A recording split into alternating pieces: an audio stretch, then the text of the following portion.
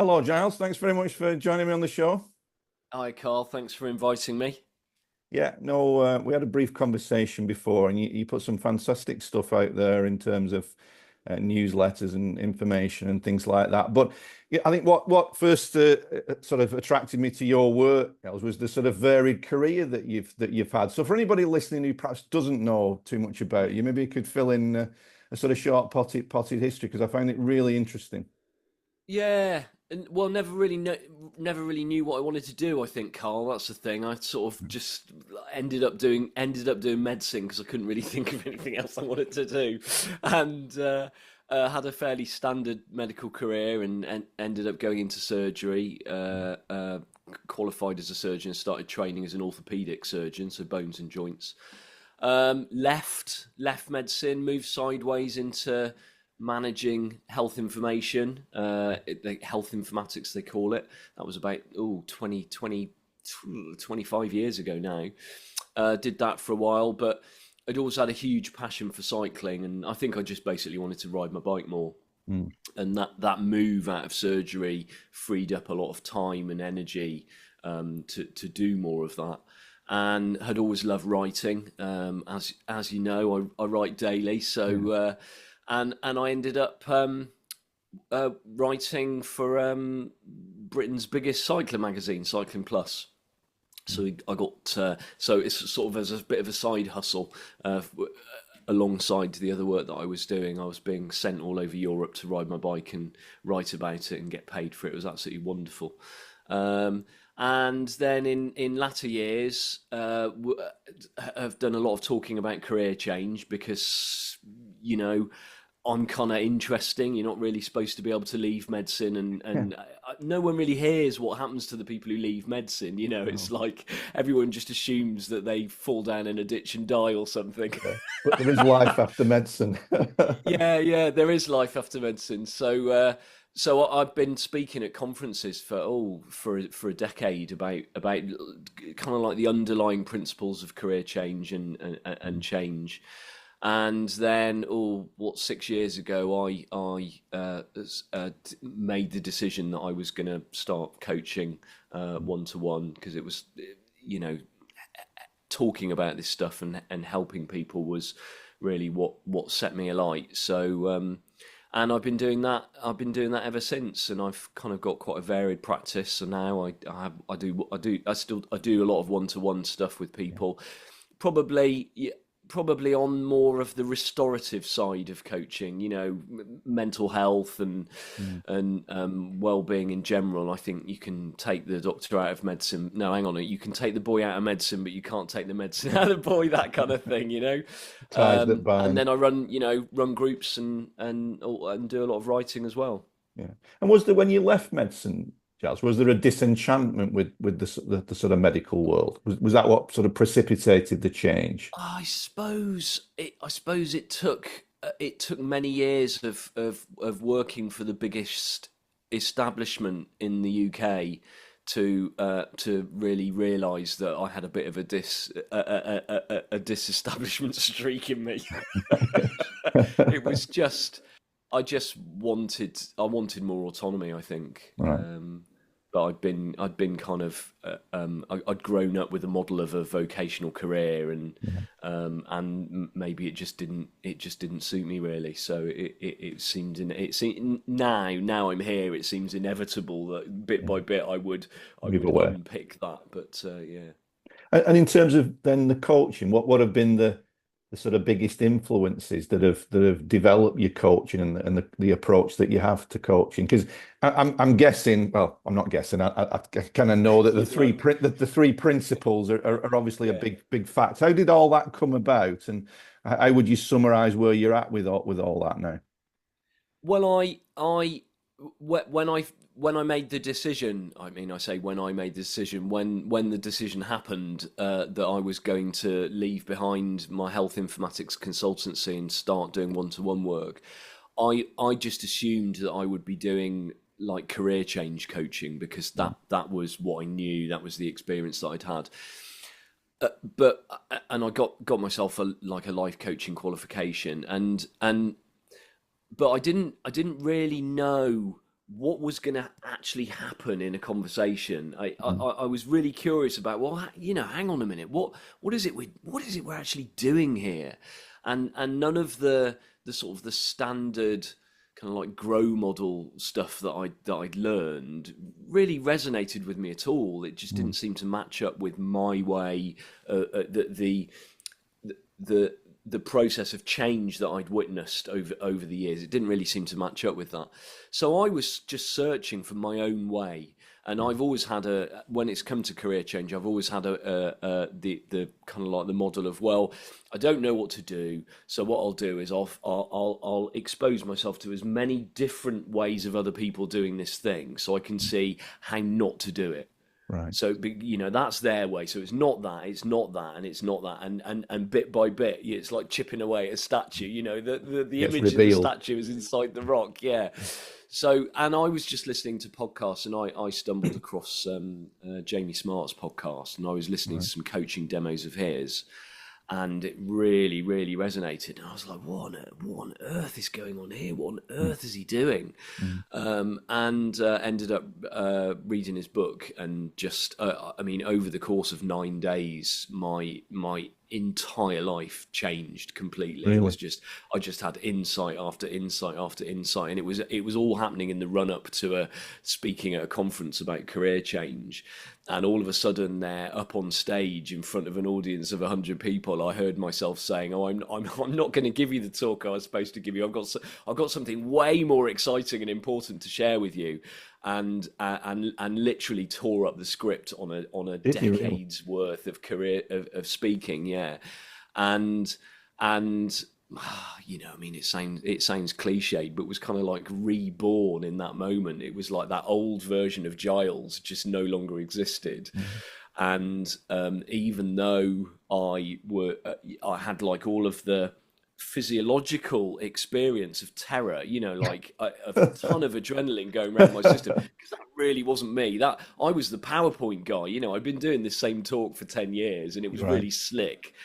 And I just ditched it in the moment. I just ditched it. Kudos to you on that. Yeah. And if you told me I was going to do that, Karl, I'd have been checking where my passport was, and I'd have left the country. But what was so powerful for me was that, in spite of that physiological experience, in spite of all the adrenaline, in spite of feeling terrified, at the same time, because of the insights I'd had around the 3 principles, I had an experience of my own health. I just felt more safe and at home, and I felt like I was literally carried through that talk. I was doing it with absolutely no preparation whatsoever, and I was just speaking from the heart, and it all just came together really beautifully. And I think I'd never had so many people sign up to my mailing list ever before than after that talk. And I had people coming up to me all the rest of the day saying, I've never experienced a talk like that before in my life. And I'm like, me neither. And everything kind of changed after that, really. I've never really been the same person since. It just totally different outlook. So you enjoyed listening to what you had to say. Yeah, exactly. Yeah. I was very honest. I was like, just give me a moment. I'm not entirely sure what to say now, but I'm sure it will come to me. Just give me a moment. So that, Jazz, I think there's so many fascinating elements to pick out of that, and I think there's parallels run in all kinds of different domains. But essentially, what you're saying there is that you stood up on stage, and at some level, you had a faith that something would emerge that would be relative to the audience in front of you. Yeah. It's I think what I've seen over time is this. We can call it what we like, intuitive thinking, or wisdom, or, like you said, faith, or spirit, or soul, or whatever you want to call it. But I've seen that it is really beautifully contextual. It's really, really contextual. So even though I didn't give the talk that I had planned intellectually, what what came out was exactly what those people needed to hear. Yeah. It was still about career change, but it was I felt like I was more connected to the audience than I'd ever had been before. Mm. Whereas before it was, okay, here's me, I'm the expert. Mm. I've done a whole load of thinking and sitting at a computer and creating beautiful, slick slides, and I'm going to tell you my version of how I think things work when it Mm. comes to career change. It was more, no, it was a real meeting with those people, Yeah. and I found speaking to audiences, speaking one to one with clients, sitting with a group and running them through a workshop, the less me there is there, Mm. the less I've got on it, the fewer expectations I have about how things should be and how it's all going to turn out. Mm. We just tap into something that has a very natural, Wow. easy, contextual flow to it, Mm. and that's when the magic happens, really. Mm. And how's that then crossed up? Do you still coach people with cycling? Has that crossed over? Clearly, it would have crossed over, but how has that Uh, crossed over into your own cycling experience? Well, I was saying just before we came on, this body is aging now, and so it's more likely to get injured. And I've had some huge, probably had more disappointments in the last couple of years. I mean, the reason I stopped writing for Cycling Plus is because I got myself injured. I Right. got an overuse injury. And when that happened, that was many years ago. But when that happened, looking back now, I can see that I'd I'd outsourced my own sense of being. I'd outsourced my well-being to something outside of me, to cycling. It's like Mm. cycling kind of defined me. Right. And so when that was taken away because I got injured, I remember having to write to the editor and saying, it's with a heavy heart that I don't feel like I can, because I wasn't doing the features articles anymore, but I was still doing like medical advising for them. So I was still Mm. answering reader Q&A. And I just said, I don't feel any enthusiasm for this anymore because I'm not even riding. I don't want to even hear about people riding their bikes so it was a really dark time. Whereas now, I look to a more recent episode of disappointment where I spent a whole year working towards an extreme endurance event that had been planned for 18 months. Right.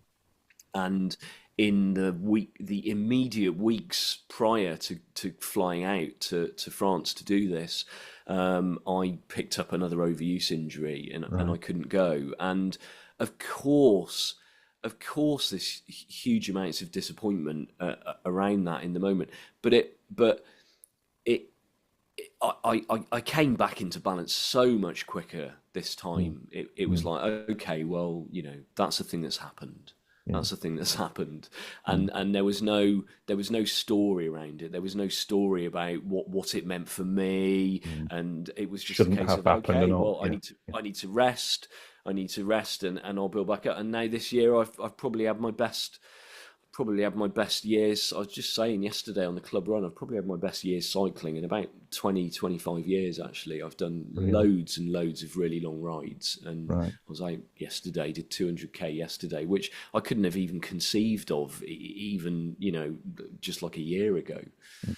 So, yeah, and I mean, I'm happy to. I have actually. I used to race bikes, and I have actually won I have won a race, and I can like again. I can look back on that, and I can tell you about what I think state of mind, what the role that state of mind played in that. If you want me to, I'm Please, happy yeah, to go do ahead. that. Yeah, absolutely. Yeah. Well, I'd been. This was many years ago when I was much younger, and I'd been racing. Uh, the way that the system works with British cycling is you have to get points to go up a category. So I'd never won a race, but I'd placed high enough every now and again in much smaller races where there weren't many people riding Mm. to get enough Mm. points to move up to second category. And I'd been trying and trying and trying and trying, like so much trying. I had Mm. so much, now when I look back, I had so much thinking going on Yeah. when I was on the start line. It was like I Mm. was trying to analyze Everything. absolutely everything in every Mm. race. I was reading the start sheet before. I was looking at the results of the other people on the start sheet to know which wheel to try and follow. And oh gosh, so much thinking. I was also very enthusiastic, and if I had good legs, I would always play my cards way too early. Mm. Um, and the day that I won a race, which was a hilly second category race, that I won solo from a solo breakaway on the last climb, which is just like I think every cyclist's dream. Mm. Mm. Um, I had absolutely nothing on it. I had absolutely nothing on it. I definitely wasn't the strongest rider that day. There was Mm. no way. I hadn't done a huge amount of training in advance of it. It was right near the end of the season. I was quite fed up. I didn't want to be there. I was dawdling around the back of the bunch all day long, Mm. and I just noticed something. I noticed a pattern. It was a kind of like a circuit that we were doing, and Mm. I noticed a pattern of like when we got there was of where there was a lull in proceedings, and I was like, oh, that's curious. And then Mm. the next lap we did, there was a lull again. It's like, oh, that's curious. And I remember making the decision, like almost like the lap before the final lap. If there's a lull here again on the final lap, I'm going to attack, You're gonna go. like with about 2 kilometers to go, Right. and didn't really think anything of it at all. And then on that last lap, I mean, I've got I've got goosebumps just thinking about it, Carl. Yeah. Um, there was absolutely no thinking. There was no analysis. There was no thinking. There was no anything. It was like I noticed the lull again, and just like I decided about 3/4 of an hour previously, I just attacked without thinking. Mm. And it was exactly the right thing to do, and nobody caught me. And interestingly, like when I look at the photo of me crossing the finish line with my arms in the air, there's one guy who's like sprinting and is just ahead of the bunch, and he came up to me afterwards and he said, "You weren't the strongest rider today. I'd have won that race if I went when you went." And I thought, and I really recognised that in myself from previous races Yeah. where I have been Yeah. the strongest, but not tactically sound. And I said, "Yeah, but you didn't, did you?" That's incredible. So essentially, what you're saying there Giles, is that instead of being in your head intellectualizing everything to Yeah. death, you Mm. were actually just attuned to the surroundings. You were attuned to what was actually going on, as opposed to in your head creating a story about what should be going on. Yeah, and that's a real. It's a subtle difference, and Mm. and and and the mind, anyone listening to this, they're like, so okay, so what he's saying is Mm. I need to have nothing on. Okay, okay, let me write that down. I need to have nothing on it, Let's make a because plan to that's have just what nothing on my minds do. mind. Yeah. Yeah, yeah, yeah, yeah. It's easier said than done. And I think just being relaxed, being I wasn't attached to any outcome from that for Mm. that race at all. I had no expectations around it whatsoever. I had no expectation. I think even when I was attacking, I had no expectations. Mm. I just assumed after I'd attacked, I assumed the first time I looked round, the bunch or at least someone else would be on my wheel Mm. as I came into the final kilometre, and I Mm. looked round and there was nobody on my wheel, and I remember thinking that was the first time when I kind of like thought, oh my god, this might be it. And I remember thinking, I don't care if I even expire. I'm going to ride harder than I've ever ridden in my entire life for this Yeah. final kilometre. Yeah. Yeah. And that was the first time it really even occurred to me that a win was It's something that could possible. happen. Yeah. Yeah. Yeah. So was it a sort of deep sense of I'm going to be okay, whatever happens, that allowed all of that to emerge? I think, I mean, that was a long time ago, and it's quite hard to remember. Um, I think generally these days that's more the approach that that's where I'd be coming from. Let's put it that Yeah. way. Is that I know that there's absolutely nothing on any of this, and there's just a there's a sense of playfulness around it. Yeah. Especially when it comes to sport. I mean, I've the just going out cycling and trying to do my best times on Strava and stuff like that. It's like, yeah, whatever, if I do it, I do it, and if I don't, I don't. And when people are when I'm out with a group and people are attacking and we're having fun, it is just that. It's just having fun. And if I haven't got the legs, I haven't got the legs. And if I have got the legs, then I'm happy to hurt other people. So it's like, it's all good. I don't care one way or another, really. Mm. And when you then working with clients, I presume an awful lot of people, when you start to work with somebody, expect you to have all the answers and to give them formulas and things like that, because that's the kind of standard coaching model, isn't it? In many ways, how do you actually approach that? What foundation do you create for the relationship when you get going? I mean, I think most people who approach me for help have probably been on my mailing list for a while, or Right. probably have seen me talk at a conference before and looked at my stuff on social media maybe. So Mm. I think they've got a bit of an idea, Inkling. even if they're not entirely sure how it's going to apply to their situation. Mm. But if I were to start for instance, like a 6-week program with a group of employees, because I work with stressed out, burned out staff, and I was approaching it completely from fresh. Then yeah, I think it would be really important to I spend the first week I spend on foundations and just really setting the scene, setting the context. Because if we start talking about the way the mind works and the way that we're experiencing the world, with a view to having a better experience of it, basically, if we do that without setting the foundations, then and we're bringing all of our expectations of how change works, because we've been taught, haven't we, that there's this model of, well, if I'm not doing so well, what I need to do is I need to learn something new. I need to understand it, and then what I need to do is, like, when I then need it, then I need to remember it and I need to apply it, Mm. and that's the model that people bring to change. And Mm. I've been. That was the model that I used for many, many years. If I was up against something, if I had problems in parenting or something many years ago, the first thing that I would think to do would be like, there must be a book on my shelf that can help me with this. There Mm. must be something I can read there must be a Be an technique. There must be expert somewhere. something I'm not doing that I Mm. should be doing in order to make this situation better. And it's very innocent, because it's the way the world's set up, and it's the way that we've been schooled, and Mm. our parents have taught us, and society teaches us.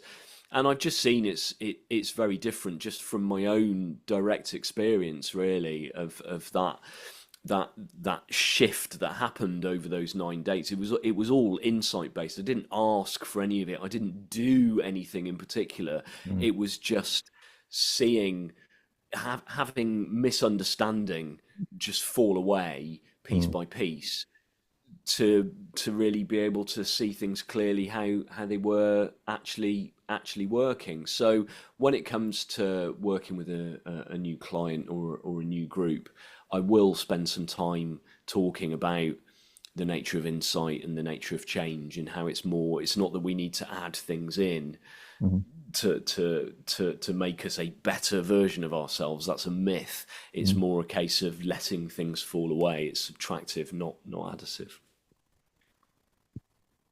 From a sort of practical perspective, so that for a lot of people listening, primarily golfers, but people listening from other sports as well, one of the things that these days is a huge issue is anxiety, and the whole anxiety around performance. Right. How would you, because it doesn't have to be specific to, I think it's general in the sense of whatever sport you play. How would you approach that for somebody who got in touch with you and say, I'm really struggling with anxiety prior to cycling or playing golf or football or whatever. And they've tried a lot of things to fix all of that, but it's maybe made things worse. What guidance or direction would you point them?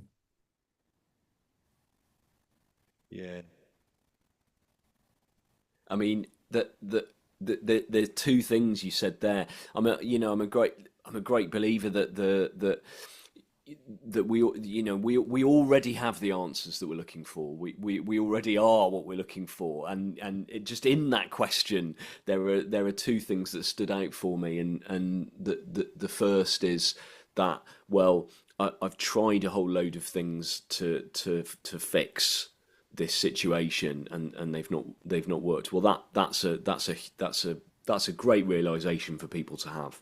Mm. It's a great realization for people to have. It's like, oh, okay, so if that model hasn't really worked, then it's time to look in a different direction. And I think that in itself is kind of like laying the foundations for that person. They're laying their own foundations by having tried all these different things that haven't worked. It's like, well done, well done. You made it. Here you are. Here you are in this moment.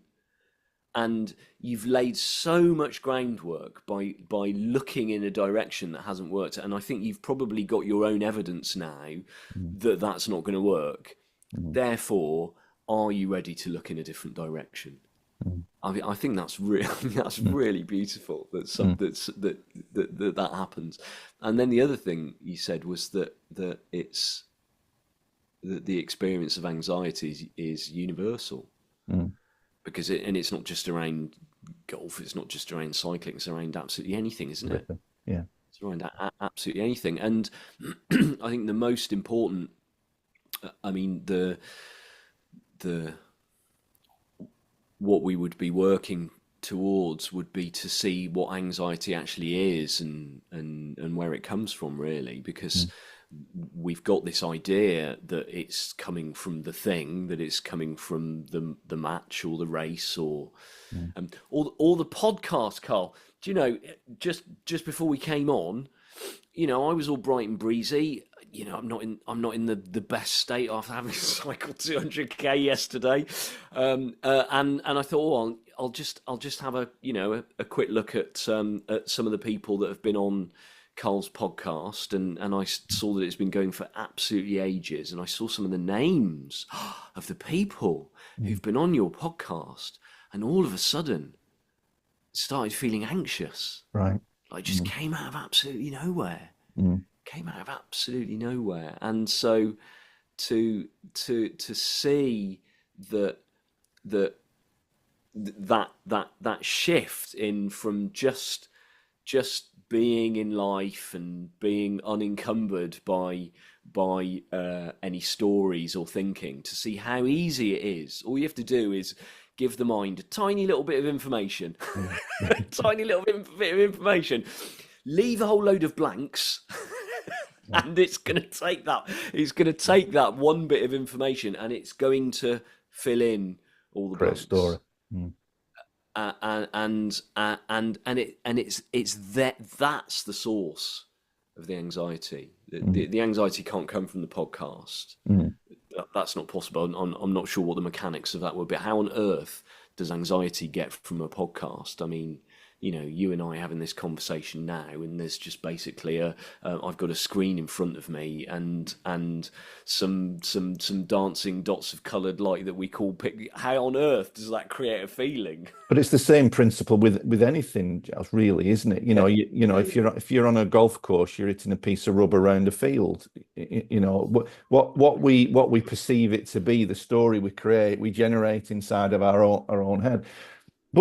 But for those listening who are right in the midst of a story, whatever it may be, that's making them anxious, what guidance would you give to them? Because it's real, isn't it? And it's tough to deal with, isn't it? And it's okay saying, "Oh, just leave everything; it'll be fine."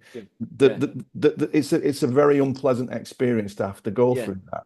Yeah, I mean, I don't know, Karl.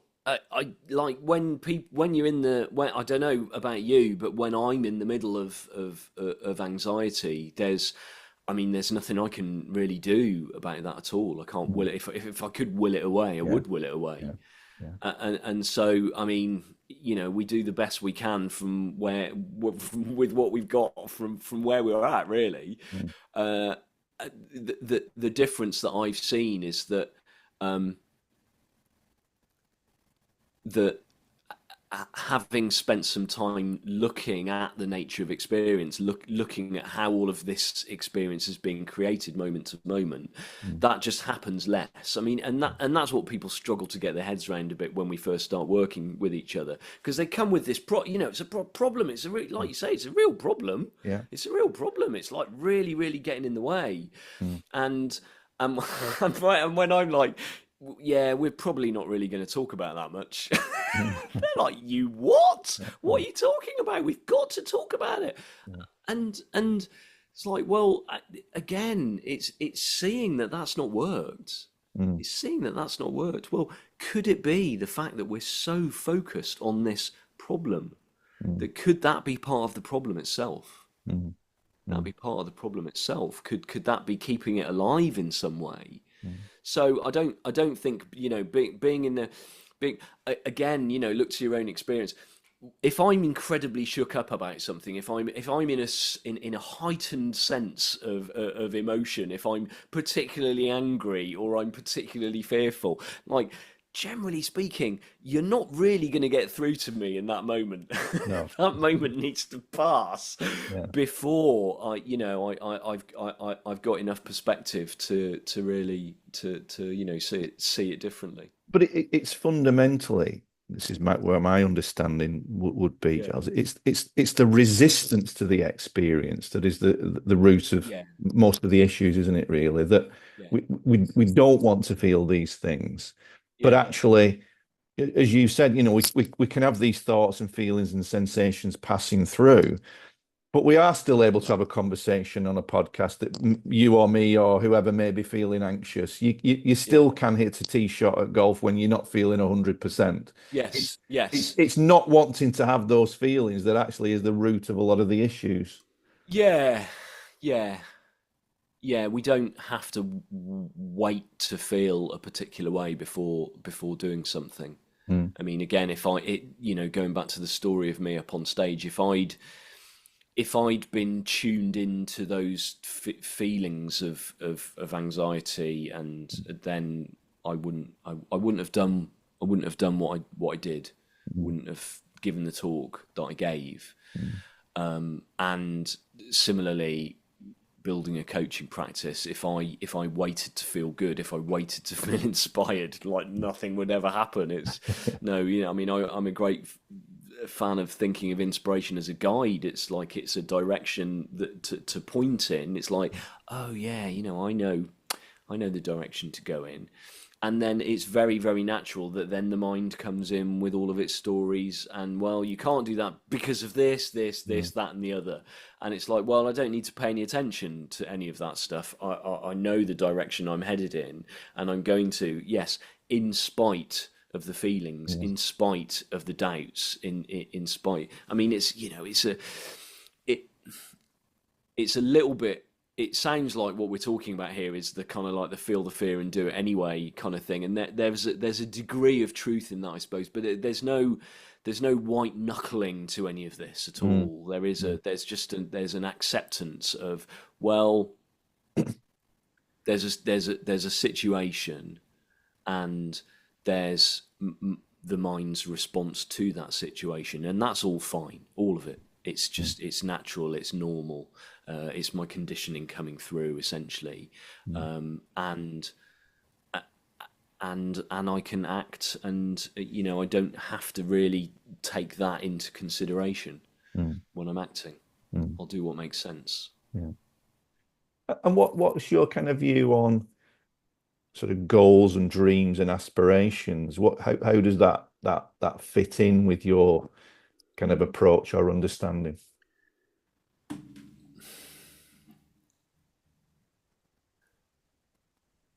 It was the first.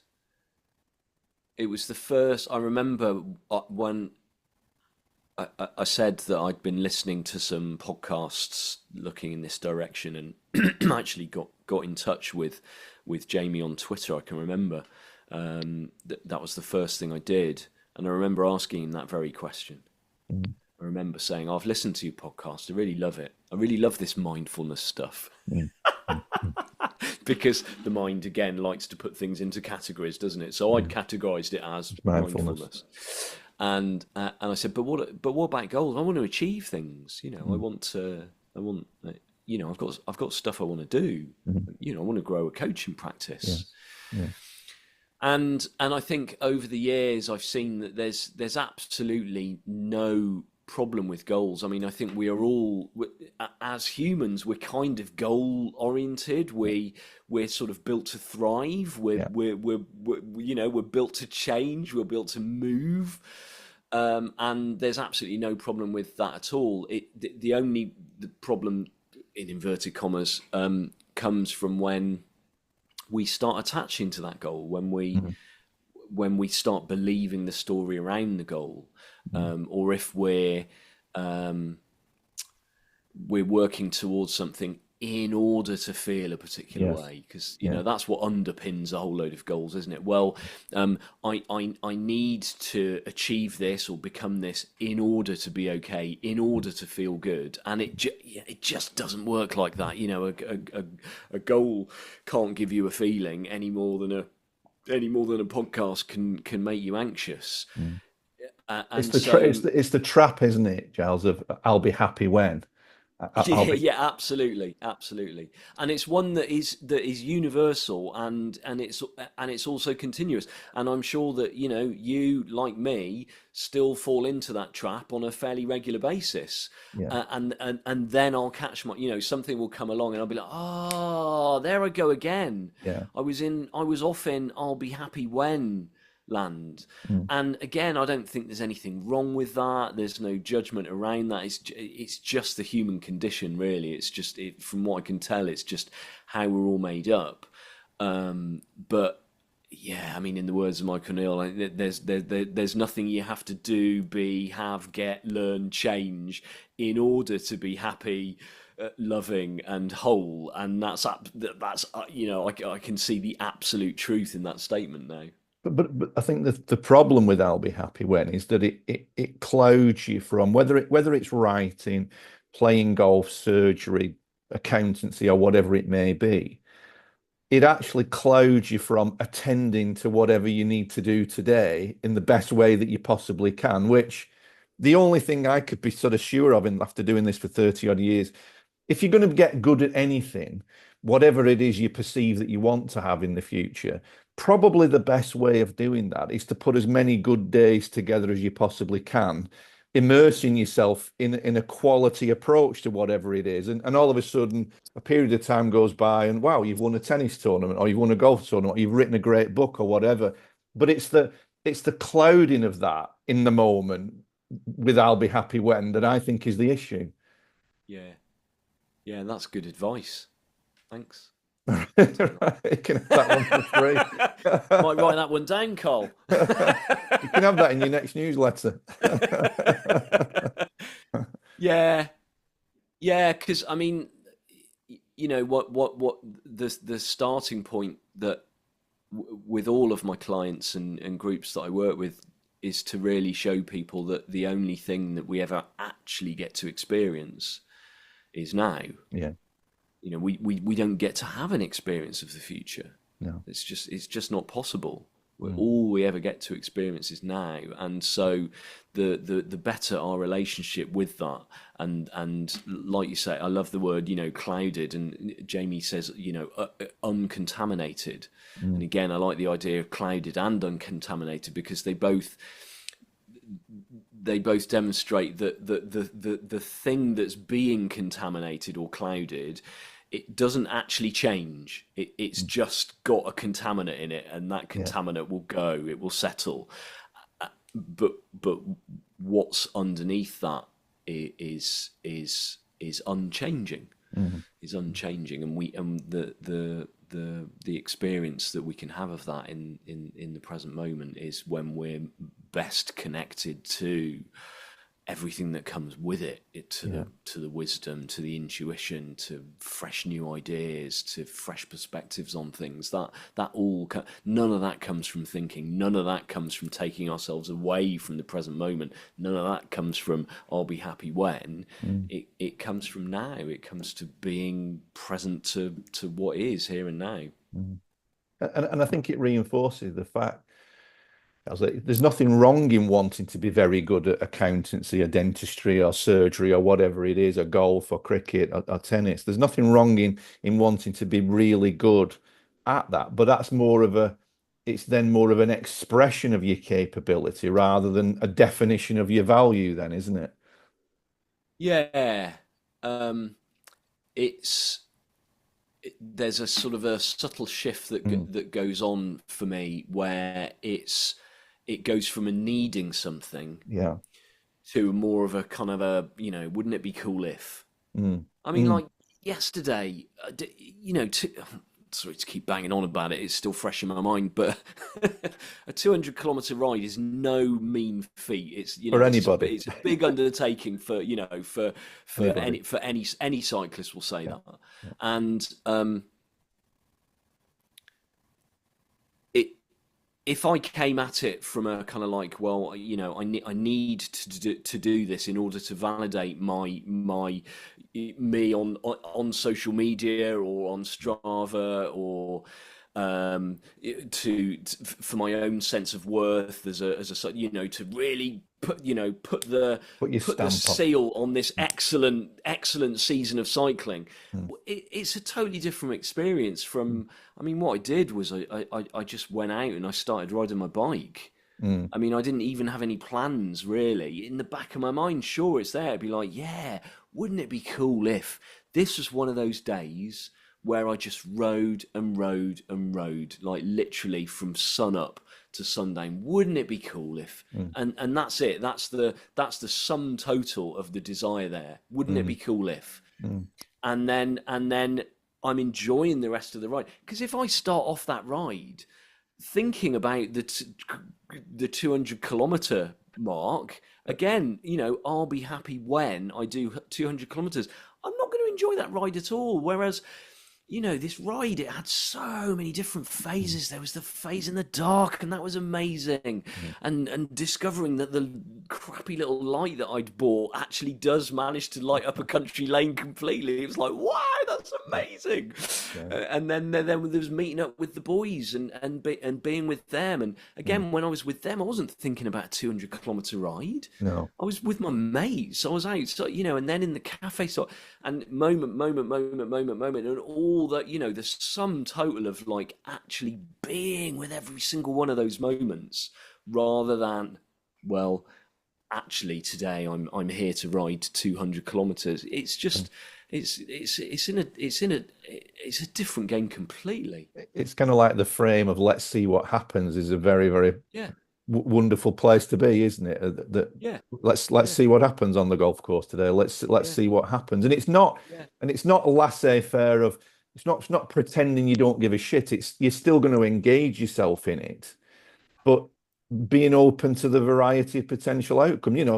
You could have got injured yesterday, couldn't you? You could have yeah, you could have had a yeah, puncture at 50 miles yeah, or whatever it may be, but it didn't, and you saw what would yeah, happen, and then you're now talking about having completed 200 kilometers. yeah, yeah, yeah, yeah, yeah.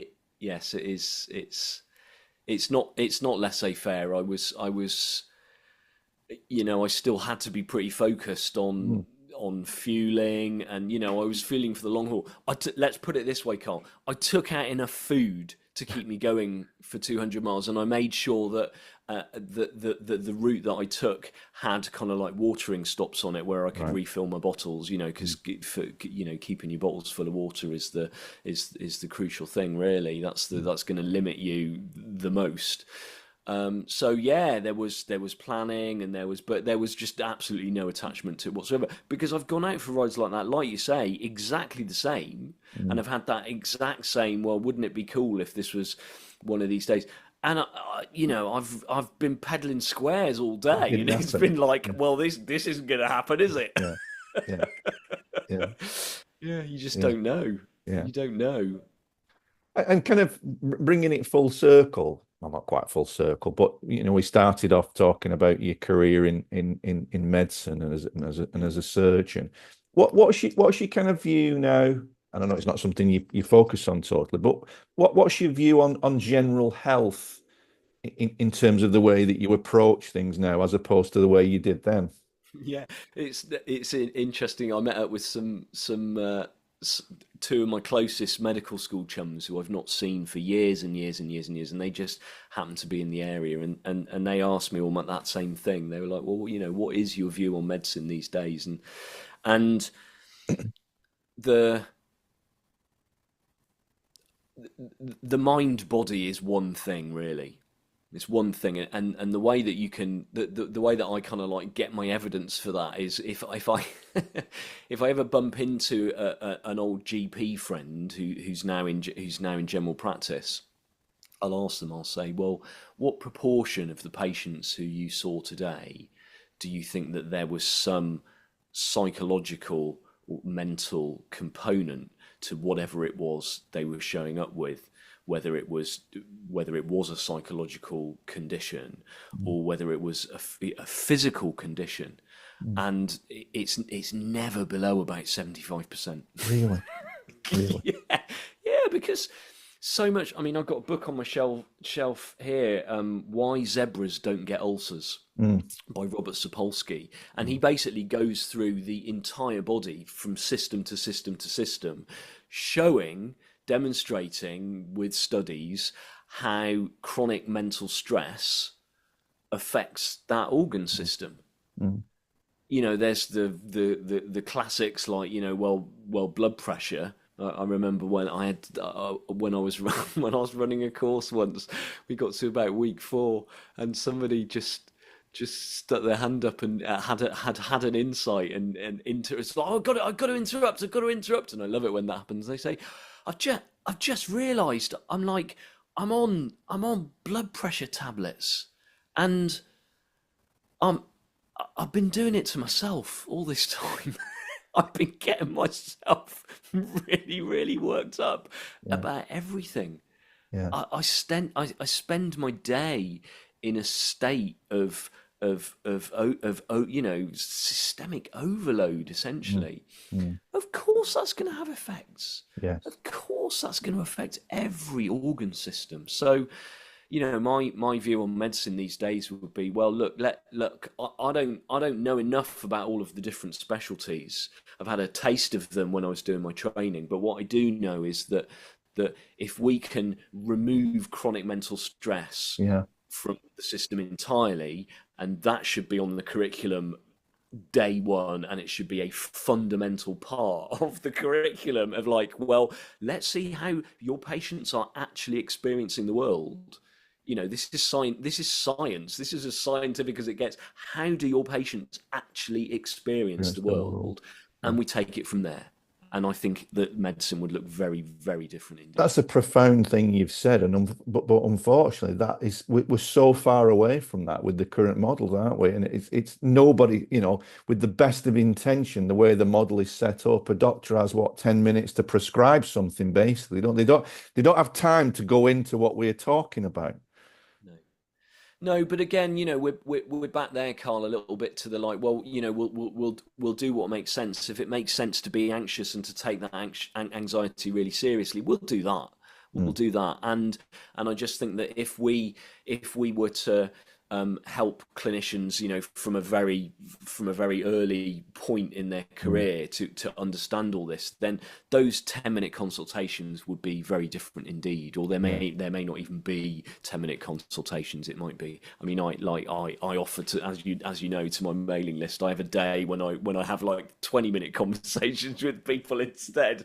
Yeah. So it's like double the amount of time that they would get with their normal GP. But yeah, I think it would all look very different, and it's not like we're kind of like going to parachute into the way that things are done in the way that they are at the moment, and change it from there. There needs to be a bit of a step back, Mm. and a re-examination of what it is we're trying to do here, questioning some of the assumptions that we're holding. Mm. But yeah, having the appetite for that again is, I'm not sure where that appetite is at the moment. I can only hope that as a society we get to the point that the individuals get to. You know, like I said, well, they've done their groundwork, they've tried this, and this, and they've seen that that's not really working. Mm. And I think that hopefully, as a society, we will. Well, come on, guys, we've tried this, and this, and it's not really working. Yeah, Isn't it time to start looking in a new direction? yeah, we've tested this, and this, and we've still not been able to get to the root of Yeah, the yeah, issue. yeah. And it doesn't mean to say all of that stuff isn't real. It's still real, isn't it? If somebody's in Of pain, course, it's of they're in course, pain, and it's been of course, generated by the brain, but it doesn't necessarily mean it's a structural thing. of course. Yeah, yeah, absolutely. Yeah, Yeah. yeah. So, kind of rounding us off, guys. What sort of directions inspire you for the future? What sort of things do you see panning out in terms of how you kind of use the insights that you've had?